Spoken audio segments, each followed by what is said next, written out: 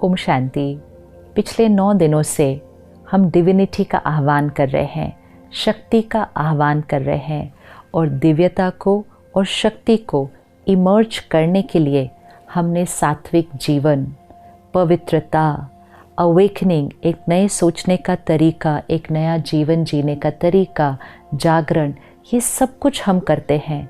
ये सिर्फ 9 दिन नहीं, लेकिन ये तो एक जीवन जीने का तरीका है।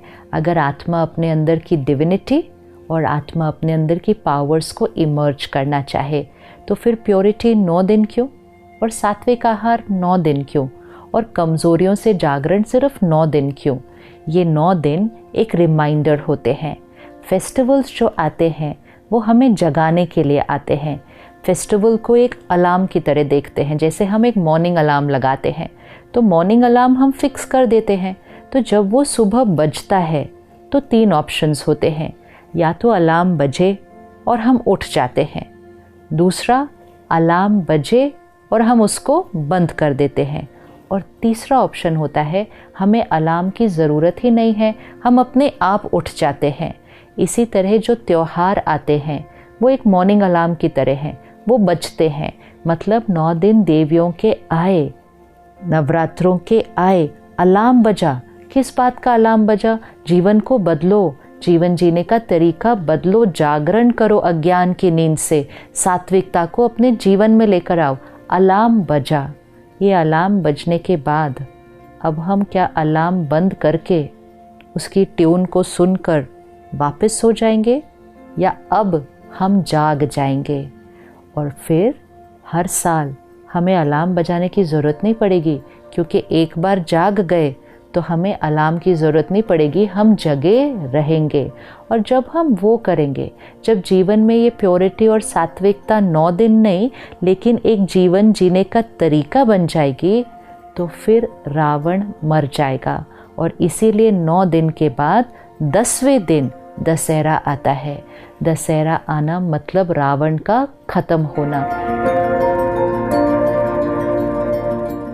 आज पूरे देश के कोने कोने में रावण के पुतले को जलाया जाएगा। रावण का पुतला एक बार जला दिया तो हर साल जलाने की क्या ज़रूरत है? और सिर्फ हर साल जलाते नहीं हैं, लेकिन हर साल उस पुतले को पिछले साल से थोड़ा सा और बड़ा बनाते हैं। ये किसका प्रतीक है? हमारे अंदर की जो कमज़ोरियाँ हैं, नेगेटिविटीज़, वीकनेसेस, वाइसेस, विकार, ये ईयर बाय ईयर बढ़ते जा रहे हैं। और क्योंकि ये हमारे अंदर बढ़ते जा रहे हैं, ये सृष्टि पर, दुनिया में बढ़ते जा रहे हैं। और क्योंकि दुनिया में नेगेटिविटी बढ़ती जा रही है, तो हर साल वो रावण का पुतला पिछले साल से और बड़ा बनाया जाता है। तो इसको 10 हरा कहते हैं। रावण हत्या नहीं कहते, रावण वध नहीं कहते। 10 हरा मतलब 10 सर को काटना, उतना ही उसका मीनिंग है। तो वो आत्मा के जो 10 विकार हैं उसको काटना है। 10 vices in every soul। Percentage अलग अलग हो सकती है, लेकिन कुछ ना कुछ मात्रा में ये विकार हमारे अंदर हैं। तो काम, क्रोध, लोभ, मोह, अहंकार, ईर्ष्या, द्वेष, छल, हठ, आलस्य, 10 विकार, 10 vices। ये 10 विकार हमारे वो 10 सिर हैं, और इन 10 सिर को हमें ख़त्म करना है। और जब हम डिविनिटी को इन्वोक करेंगे, अपनी पावर्स को इन्वोक करेंगे, तो ये 10 सर ख़त्म हो जाएंगे। तो वो दशहरा का प्रतीक है। अब क्या दिखाते हैं कि श्री राम जी जब एक सर को मारते थे तो वो सर नीचे गिरता था, और फिर थोड़ी देर के बाद एक और सर वहाँ आकर फिर से जुड़ जाता था। तो ये हमें क्या सिखाता है कि एक एक विकार पर काम नहीं किया जा सकता। एक विकार पर वर्क करेंगे, वो सर गिरेगा तो थोड़ी देर के बाद एक और वहाँ आ जाएगा। सारे विकारों का रूट, जो मूल है, वो है बॉडी कॉन्शियसनेस।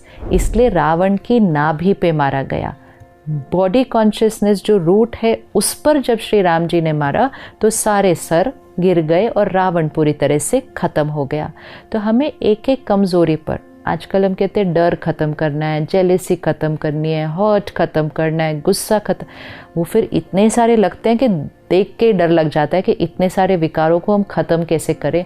एक एक ही ख़त्म करना इतना मुश्किल है। तो इतने सब वाइसेस पे वर्क नहीं करना है, किसी भी चीज़ को ख़त्म नहीं करना है, बॉडी कॉन्शियसनेस को सोल कॉन्शियसनेस से रिप्लेस करना है। और उसी के लिए डेली स्पिरिचुअल स्टडी और मेडिटेशन, मैं आत्मा हूँ, प्योर आत्मा हूँ, परमात्मा की संतान हो, अपने अंदर शक्ति भरते हैं तो एक एक विकार ख़त्म हो जाते हैं। और वो सारे 10 स्तर की अवेयरनेस भी नहीं होती कि हमने एक एक को ख़त्म किया, अपने आप अनुभव होता है कि मेरी ये कमज़ोरी ख़त्म हो गई, मेरी ये कमज़ोरी ख़त्म हो गई, ये आदत इतनी पुरानी थी ख़त्म हो गई। कैसे हुई? सोल कॉन्शियसनेस की प्रैक्टिस से। तो एक बहुत सुंदर मैसेज, एक लर्निंग और उसको जीवन में इम्प्लीमेंट करना। तो कैसे दिखाते हैं कि सीता जी पंचवटी में रहती थी। अब पंचवटी मतलब 5 तत्वों का बना हुआ शरीर, पंचवटी। सीता उसके अंदर रहती थी, राम को याद करती थी, मतलब मैं आत्मा सीता हूँ, इस 5 तत्वों के शरीर में रहती हूँ और परमात्मा को याद करती हूँ। तो मैं सीता उस राम की सीता हूँ, परमात्मा की मैं आत्मा सीता हूँ। जीवन जीने का लक्ष्य बहुत क्लियर था, मतलब purpose of life very very clear. तो लक्ष्य मन में हमेशा था, मतलब लक्ष्मण सीता के साथ था और मर्यादाओं की जीवन हम जीते थे, तो वो लक्ष्मण रेखा चारों तरफ बनी हुई थी। तो सीता पंचवटी में रहती, लक्ष्मण साथ था, पर्पस ऑफ लाइफ, और मर्यादाओं की लकीर कि पर्पस ऑफ लाइफ जो होगा उस अनुसार हमारी मर्यादाओं की लकीर थी, मतलब लक्ष्मण रेखा बनी हुई थी। जब तक सीता मर्यादाओं की लकीर के अंदर थी, मतलब पर्पस ऑफ लाइफ को पकड़ के रखा था, what is the purpose of my life, उसको पकड़ा हुआ था और जीवन में प्रिंसिपल्स, वैल्यूज़ और मर्यादाएं थी, सीता हमेशा सुरक्षित थी, हमेशा सुरक्षित थी। लेकिन फिर रावण आया, और रावण कोई ऐसे 10 सिर के रूप में नहीं आया, वाइसेस ऐसे नहीं एंटर करते हैं। रावण एक बहुत सुनहरा रूप लेकर आया, इतना सुनहरा रूप लेकर आया कि वो विकार दिखाई नहीं, और वो जो अट्रैक्शन, वो जो सुनहरा रूप लेकर आया, तो सीता ने अपनी मर्यादाओं की लाइन क्रॉस कर दी। जब तक सीता मर्यादा की लाइन के अंदर थी, रावण कितनी भी देर बाहर खड़ा रहे, रावण सीता को नहीं पकड़ सकता। ये हमारे जीवन में हमें प्रतिज्ञा की तरह लेना चाहिए। मर्यादाज, द वेज ऑफ लिविंग, घर की मर्यादा, परिवार की मर्यादा, देश की मर्यादा, आत्मा की मर्यादा, ये मर्यादाज हमारी प्रोटेक्शन है। जब तक हम इस मर्यादा की प्रोटेक्शन के अंदर रहेंगे, रावण जीवन भर बाहर खड़ा रहेगा, लेकिन वो हमें पकड़ नहीं सकता। लेकिन जैसे ही सीता ने मर्यादा की लकीर को क्रॉस किया, तब रावण ने सीता को पकड़ा। रावण अंदर नहीं आ सकता हमारे जीवन में, हमें मर्यादा को क्रॉस करके रावण के पास जाना पड़ता है। लेकिन क्योंकि वो रावण दिखता नहीं है, वो इतना सुनहरा रूप दिखता है। आज अपने जीवन की डिस्ट्रैक्शंस को देखें, जो हम सुन रहे हैं, पढ़ रहे हैं, देख रहे हैं, क्या खा रहे हैं, क्या पी रहे हैं, धन कमाने की इतनी होड़ में हैं, किसी को भी पीछे छोड़ने के लिए, किसी को गिराने के लिए तैयार हैं, क्योंकि वो जो बाहर है वो हमें बड़ा सुनहरा दिखता है, वो इतना अट्रैक्टिव है कि हम अपनी मर्यादाओं को छोड़ देते हैं। और जब हम वो करते हैं, तब रावण सीता को पकड़ लेता है, विच मीन्स आत्मा के अंदर विकार, वो 10 वाइसेस तब आते हैं जब हम अपने लक्ष्य को, पर्पस ऑफ लाइफ और जीवन की मर्यादाओं को छोड़ते हैं। फिर सीता राम को बुलाना शुरू करती है। जब हम अपने विकारों से दुखी और दर्द में होते हैं, तो हम भगवान को बुलाना शुरू करते हैं, तो हम परमात्मा को याद करना शुरू करते हैं कि हे परमात्मा, आकर मुझे इस दुखों से, इस कष्ट से, इन कमज़ोरियों से छुड़ाओ। तो राम आकर सीता को, मतलब परमात्मा आकर आत्मा को रावण के ऊपर जीत पाने के लिए ही ज्ञान देते हैं। तो निराकार परमात्मा कलयुग के इस अंधकार के समय पर, घोर कलयुग पे सृष्टि पर आकर हम सब आत्माएं, जो सारी सीता है, इसमें मेल और फीमेल नहीं, आत्मा सीता है और परमात्मा राम है। परमात्मा से कनेक्ट हुए बिना अब हम रावण की जेल से, रावण की कैद से छूट नहीं पाते हैं। तो परमात्मा आकर सीता को ज्ञान देकर, प्यार देकर, शक्ति देकर उस रावण की जेल से छुड़ाते हैं। तो हम सब ने मिलकर 9 दिन सात्विकता का जीवन बिताया। अब हम इसको आज यहाँ पर नहीं रोकेंगे, अब ये हमारे जीवन जीने का तरीका बन जाएगा।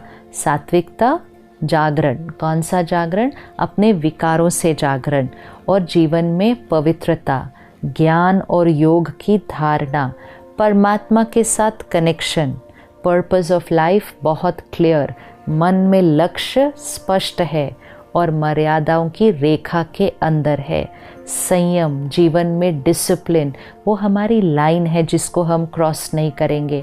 परमात्मा के ज्ञान को स्टडी कर, उस 8 पावर्स को अपने अंदर इमर्ज करके हम इन 10 सर को पूरी तरह से ख़त्म करेंगे, क्योंकि हम देह भान को ख़त्म कर रहे हैं। त्योहार इतने प्यारे आते हैं कि पहले नवरात्रि आती है, उसके बाद दशहरा आता है, और जब रावण मर जाता है तो जीवन में दिवाली आ जाती है। जीवन में सात्विकता, विकारों को ख़त्म किया तो जीवन सत्युगी बन जाएगा। और सिर्फ हमारे जीवन में दिवाली नहीं आएगी, सृष्टि पर ही दिवाली आएगी। तो divinity, power and finishing of vices is the only way to create Satyug on this planet. वो दिवाली, वो सत्युग हम सबको मिलकर लानी है। दशहरे की बहुत बहुत शुभकामनाएं। ओम शांति।